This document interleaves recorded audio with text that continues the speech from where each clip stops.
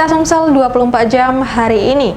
Rumah Batik Serasan saat ini terus berusaha untuk tetap bertahan selama pandemi COVID-19. Meski sudah melakukan berbagai promosi, rumah batik ini tetap membutuhkan dukungan pemerintah agar tetap berjalan. Meski masa-masa pandemi COVID-19, masih ada usaha kecil menengah yang berusaha bertahan dan tetap berproduksi, meskipun mengalami penurunan pendapatan, salah satunya Rumah Batik Serasan. Rumah produksi sekaligus galeri yang berdiri sejak Agustus 2020 ini terus mempromosikan produknya melalui media sosial, serta rekomendasi dari pelanggan kepada koleganya. Meski demikian, rumah batik ini tetap membutuhkan dukungan pemerintah dan perusahaan swasta agar rumah produksi ini tetap berlangsung. Pemilik rumah batik Serasan, Toto Adi Hermanto, mengaku penjualan mereka saat ini menurun hingga 20%. Namun hal ini tidak menjadikan batik gerbang Serasan untuk menurunkan tempo produksi mereka. Selain memproduksi kain batik yang berbentuk meteran sebagai bahan, mereka juga memproduksi berbagai produk berbahan dasar batik khas mereka seperti kemeja, gamis, taplak meja, sarung bantal, dan bentuk fashion lainnya dengan kekhasan pola yang mereka miliki seperti pola meraje, tunggu tubing, kopi, padi, dan tengkinang. Untuk itulah pihaknya berharap pemerintah daerah ikut membantu produksi mereka dengan cara mewajibkan pegawai menggunakan batik lokal pada hari tertentu, sehingga pendapatan dan jumlah produksi semakin meningkat. Ya, kalau penjualan kita sih emang saat ini grafiknya lebih menurun ya, agak menurun ya dibandingkan sebelumnya gitu.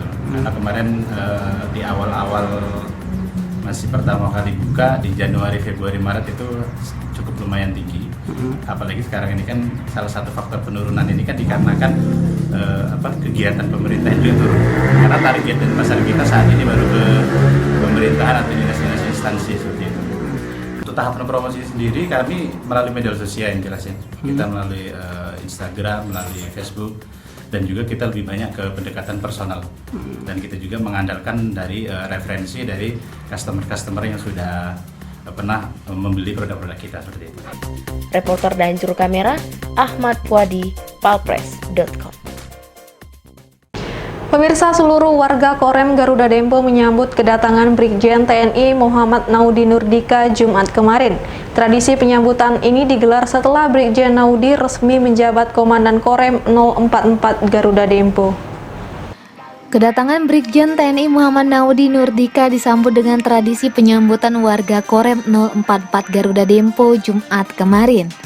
Kedatangan Komandan Korem 044 Garuda Dempo yang menggantikan Brigjen Jauhari Agus Suraji diawali dengan pengalungan bunga dan diakhiri penciuman Dwaja Korem Chandra Sengkala Eka Santoso Astaning Nagara.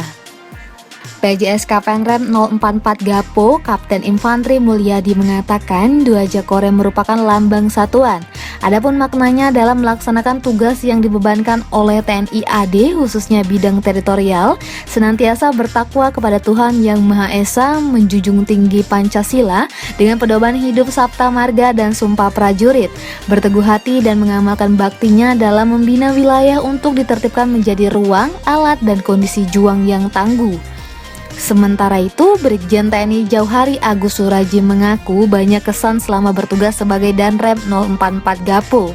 Saat masuk di Korem Gapo, diakui Jenderal Bintang 1 ini bertepatan dengan pandemi COVID-19. Namun saat ini dia bersyukur karena kasus COVID-19 terus menurun. Gitu. Banyak sekali yang terkesan di kami. Saya kebetulan bertugas di Korem Gapo ini selama 1 tahun 5 bulan 16 hari. Sehingga banyak suka dukanya. Jadi mulai masuk ke sini awal pandemi, berakhir alhamdulillah lonjakannya yang kena COVID sudah agak landai gitu. Alhamdulillah bersyukur.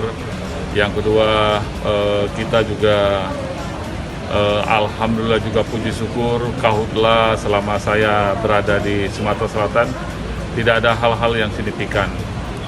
Dalam kesempatan yang sama, Danrem 044 Garuda Dempo Brigjen TNI Muhammad Naudi Nurdika mengaku akan melakukan beberapa langkah strategis, di antaranya percepatan vaksinasi dan pencegahan karhutlah di Sumatera Selatan. Apa-apa yang sudah berjalan baik yang dilaksanakan oleh pejabat lama tentunya saya akan lanjutkan, dan program-program prioritas yang ingin saya capai adalah yang pertama yang disampaikan tadi oleh Danrem lama atau Pak Johari. Yang pertama adalah kita membantu program pemerintah maupun pemerintah daerah dalam percepatan vaksinasi. Pencapaian vaksinasi di Sumsel ini masih belum optimal. Saya pikir ini juga merupakan prioritas yang sangat kita upayakan. Kemudian meskipun kondisi saat ini karhutla agak menurun, tetap ini menjadi prioritas utama juga bagi kami ke depan. Kita akan terus menggalang atau mensinergikan komponen yang terkait dari seluruh komponen terkait, sehingga karhutla di daerah kita ini akan terus menurun dan tidak berdampak kepada ekonomi dan sebagainya. Reporter dan juru kamera Sri Depi, palpres.com. Toyota Astra Finance mulai mengenalkan aplikasi Flex. Aplikasi ini untuk melihat total dan sisa kredit, termasuk booking nomor antrian saat akan mengambil BPKB. Toyota Astra Finance saat ini memiliki aplikasi Flex. Dengan aplikasi ini memudahkan konsumen untuk melihat total dan sisa kredit serta beberapa kemudahan lainnya. Kepala Cabang Toyota Astra Finance, Apik Fahri, mengatakan penggunaan aplikasi Flex untuk memudahkan konsumen saat bertransaksi di Toyota Astra Finance. Ada beberapa keunggulan dalam aplikasi ini, seperti konsumen bisa melihat total dan sisa kredit, booking nomor antrian ketika akan mengambil BPKB, dan jika ingin melakukan pelunasan, konsumen bisa melihat langsung di aplikasi tersebut. Selain itu, Toyota Astra Finance juga memberikan penawaran menarik kepada para pelanggannya. Dalam rangka hari ulang tahun TAP, Oktober ini Toyota Astra Finance memberikan paket bunga dengan 0%. Selain itu, TAP juga memberikan penawaran Is Deal Paket. Program ini khusus untuk karyawan tetap baik BUMN, BUMD, ASN atau karyawan swasta dengan tenor selama 6 tahun dan sistem angsuran floating. Program ini berlaku sejak pertengahan September hingga akhir Oktober dan diharapkan mampu mendongkrak pembiayaan. Untuk bulan ini, berhubung ada ulang tahunnya TAP, jadi kita keluarkan beberapa paket yang menarik buat customer. Pertama, kita ada paket Easy Deal. Paket Easy Deal ini khusus untuk customer yang pekerjaannya sebagai karyawan tetap, bisa PNS, bisa karyawan swasta, yang penting dia karyawan tetap. Untuk tenornya dia bisa tenor sampai dengan 6 tahun. Gitu.